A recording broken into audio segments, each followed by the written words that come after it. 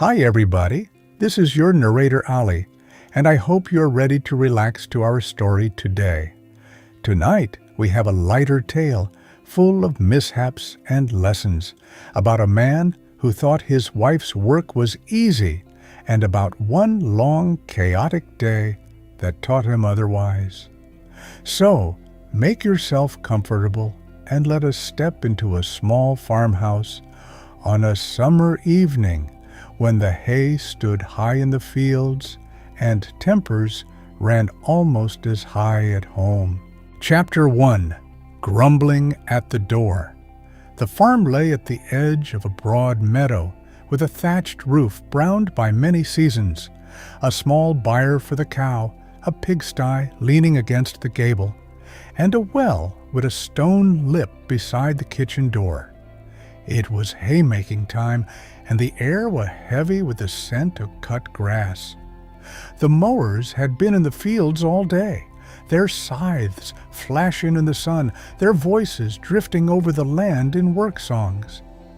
At home, the wife, whom we shall call the goody, for that is how folks spoke of her, had kept the fire, tended the child, churned and baked and mended, and seen to all the countless tasks that form the quiet heart of a household. Her husband, however, did not see it so.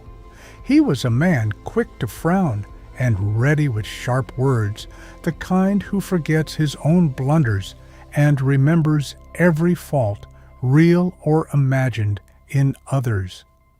That evening he tramped up from the meadow with his scythe on his shoulder and dust on his boots, scowling before he even reached the door. He pushed into the kitchen, seeing only what was not to his liking: a pot not yet on the fire, a churn standing half ready, the child crawling on the floor, the pig grunting in its pen outside. He raised his voice, letting loose his complaints like a storm. What had she been doing all day? Why was the butter not churned, the porridge not cooked, the house not shining from corner to corner? He stamped and muttered, showing his teeth like an ill-tempered dog. The goody, who had borne his moods before, answered him gently. "Do not be so fierce, my dear," she said in her calm way. "You come hot and tired from the field, and all seems heavier than it is. Tomorrow, if you like, we shall change our work. I will go out and mow with the men, and you shall stay at home and mind the house. Then you will see how light and easy my days are." Her words held no mockery, only a quiet challenge.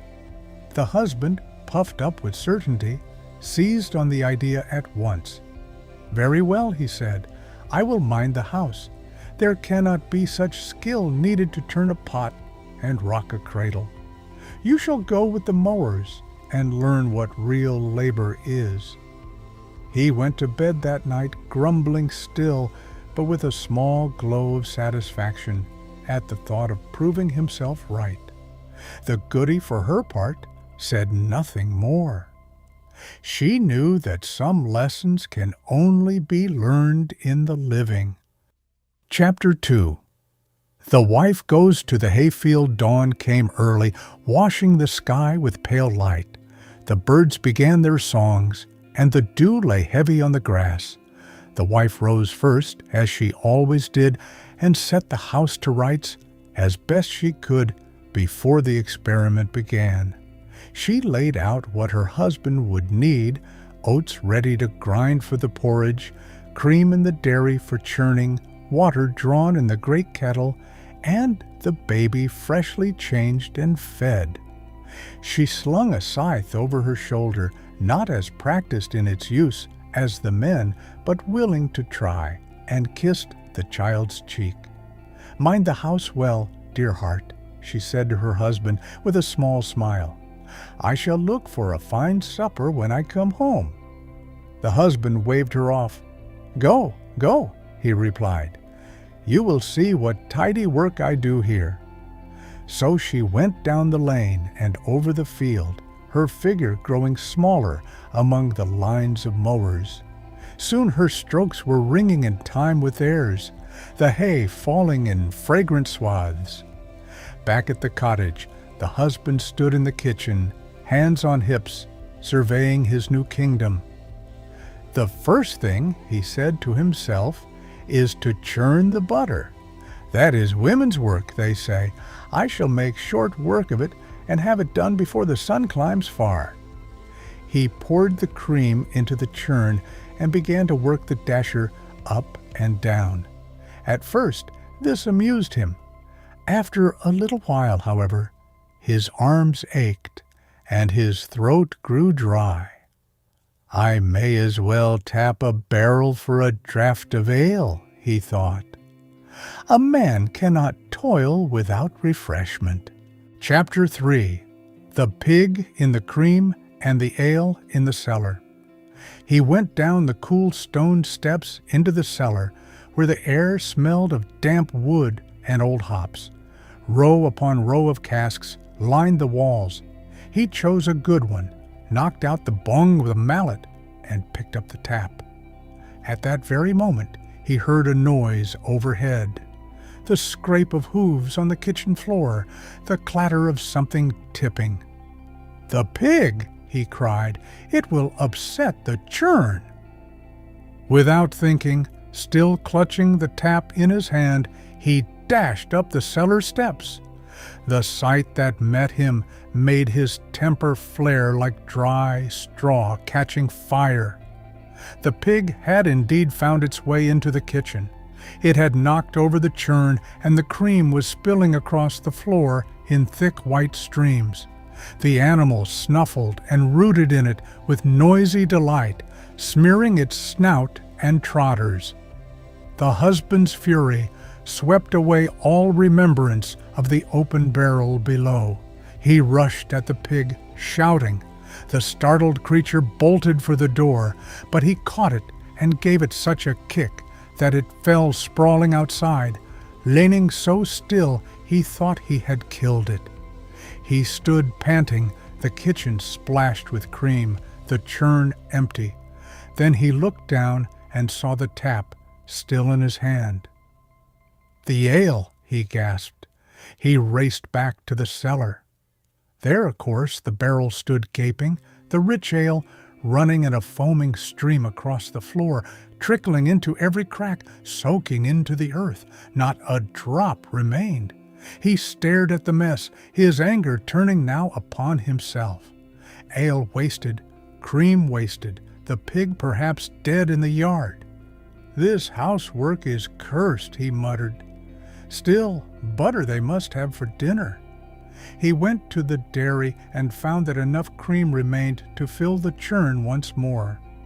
Gritting his teeth, he cleaned the floor as best he could, set the pig on its legs again, and began to churn anew. Up and down, the dasher went, splashing and slopping. After a while he paused, a new worry pricking his mind. "The cow," he remembered. "We shut her in the byre last night, and with all this commotion I have not taken her out. She has had no water, no grass. Poor beast." He set down the churn. "I will see to her quickly," he said. "It will take but a moment." Chapter 4. A cow on the roof and cream in the well. In the small yard stood the byre, where the cow lowed softly, hungry and thirsty. The meadow where she normally grazed lay a little way off, and the husband, looking at the high sun, felt impatience stir. "It will take too long to lead her down and back," he thought. "Better to use what we have close at hand. There is good grass growing on the house roof where the sod thatch has taken root. If I can get her up there, she will have pasture without my leaving the yard." Now the farmhouse nestled against a steep bank. It was easy to lay a stout plank from the bank to the thatched roof, making a narrow bridge. "This will do," he said, pleased with his ingenuity. But a new thought intruded. I cannot leave the churn where it stands. The babe crawls on the floor. If I go out, he may overturn it, and then all the cream will be lost again. He pondered a moment, then hit upon what seemed a sensible plan. I will take the churn with me, he decided. That way, I can keep an eye on both cream and cow. He hoisted the churn onto his back, the strap across his chest, and stepped out into the yard.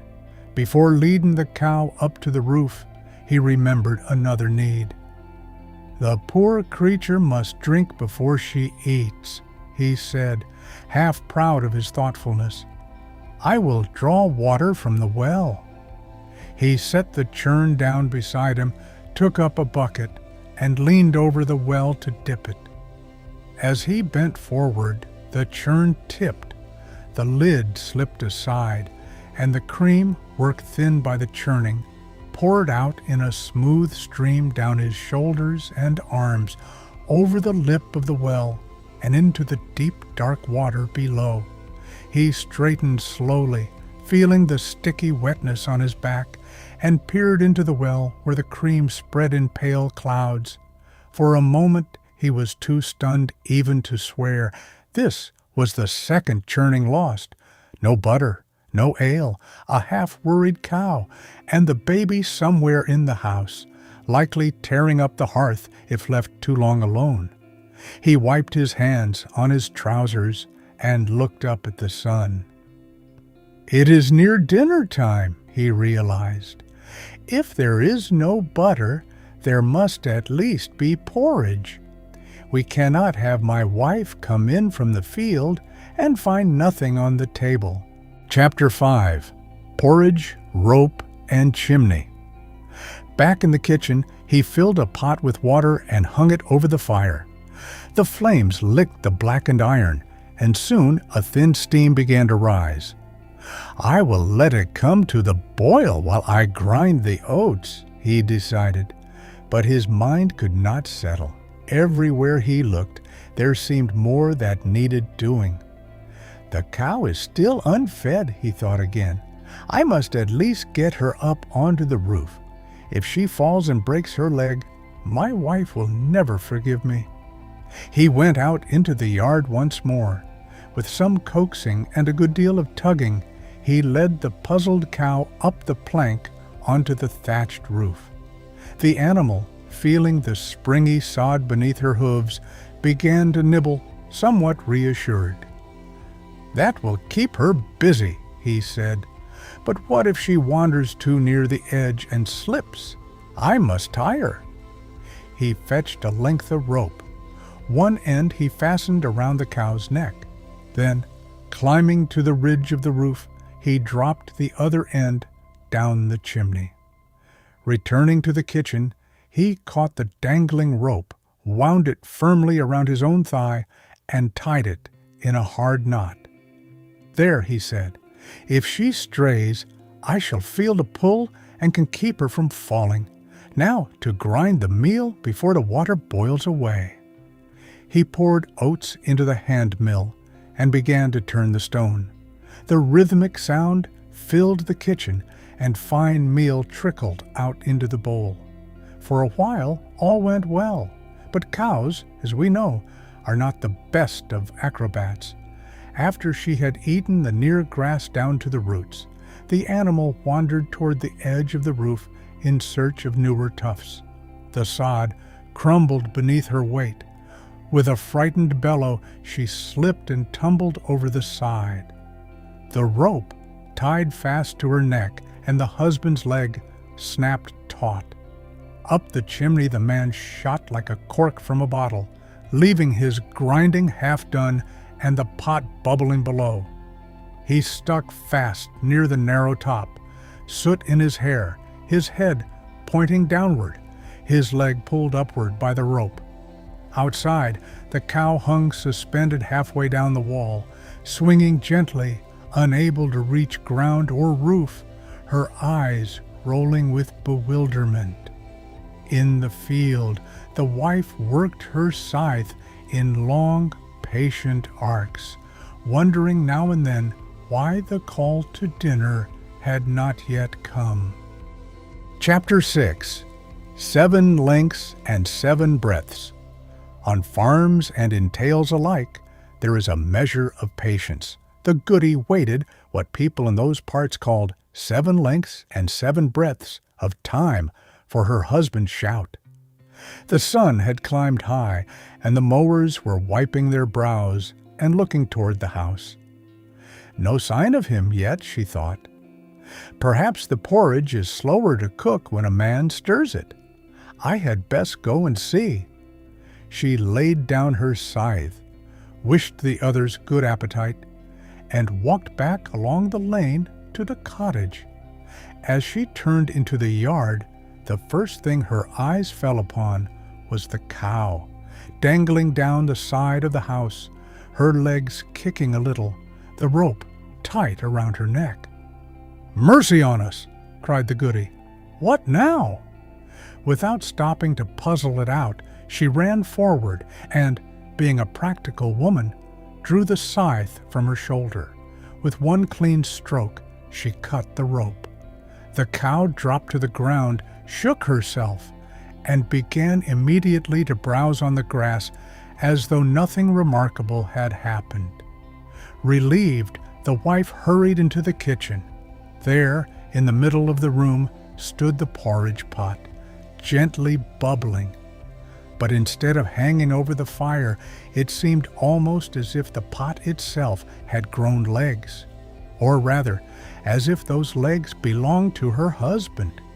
For there he was, head down in the porridge, arms flailing, his legs and boots sticking up into the air.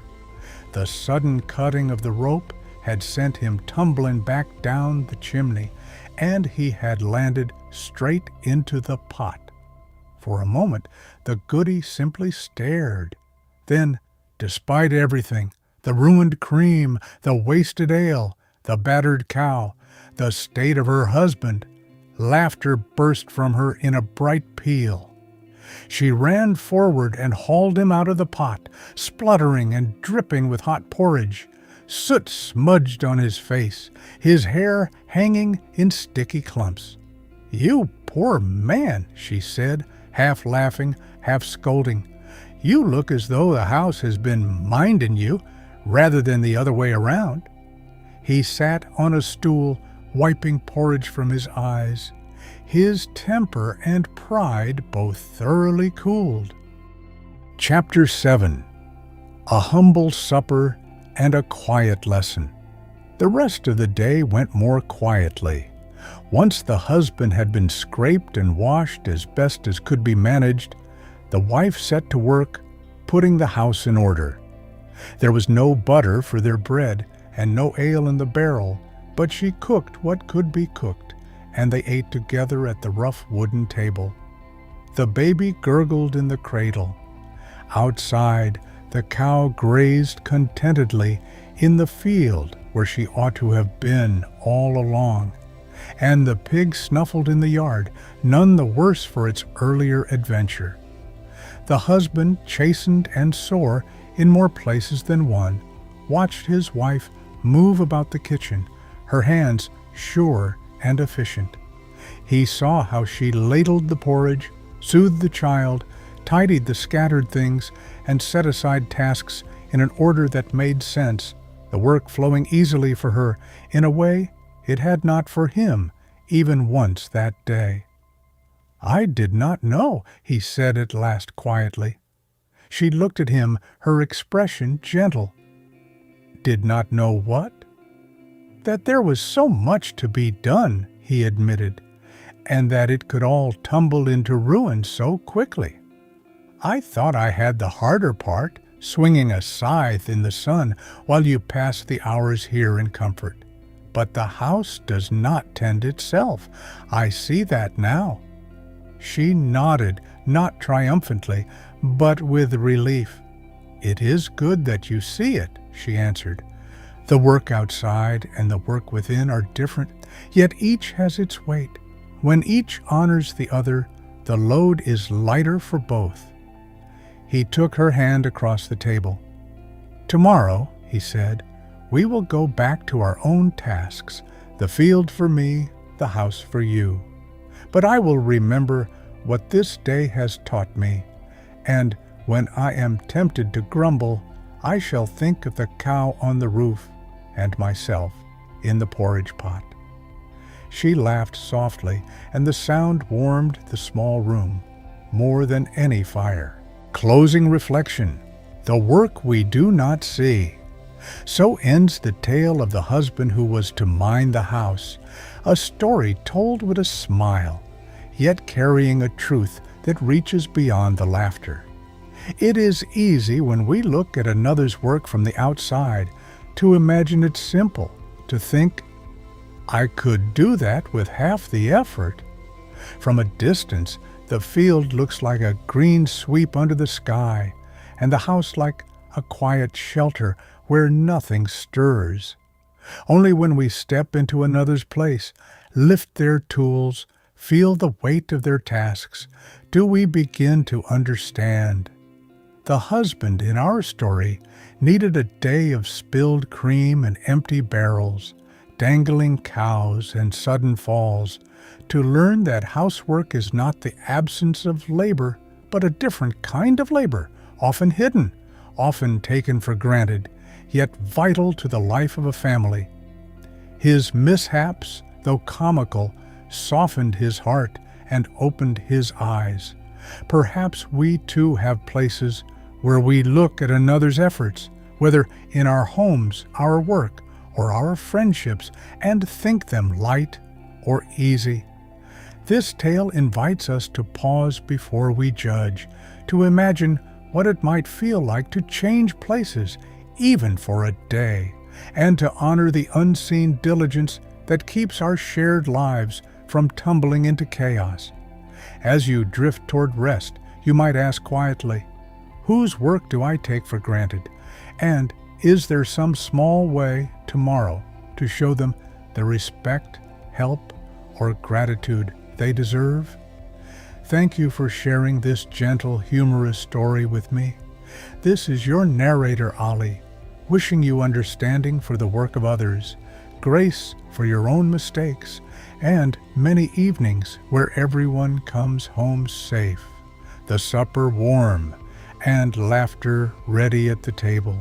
For more stories that can help you relax, don't forget to like and subscribe.